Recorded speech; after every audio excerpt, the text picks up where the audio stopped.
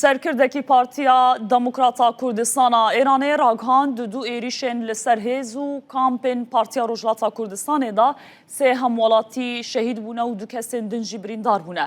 Kawa Behramî endamê desteya rêveberî û berpirsê navenda pêşmergeya Partiya Demokrata Kurdistana Îranê ji roda wê re ragihand. Piştî nîvroya îro bi dronan êrişî kampa Jêşnîkan ya li ser sînorê qezaya Behrike ya parêzgeha Hewlêrê hatiye kirin.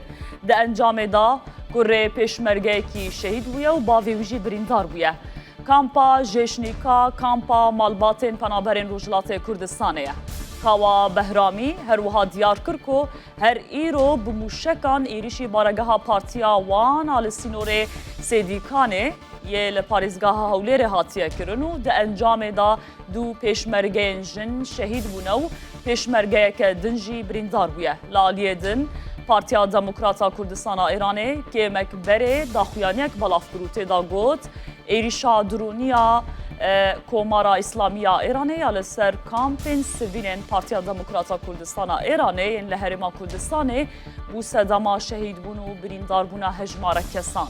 Di daxuyaniyê de hat gotin Komara İslamiya Îranê piştî nîvroya roja înê bi mûşek û dronan pêleke nû ya êrîşan bir ser kampên sivîlên Partiya Demokrata Kurdistana Îranê. Ji ber vê yekê bav û kurrek bûne şehîd û birîndar bûn. Di wê êrişê da Şahîn Azerberzîn şehîd bû û bavê wî Nadir Azerberzîn jî bi giranî birîndar bûye.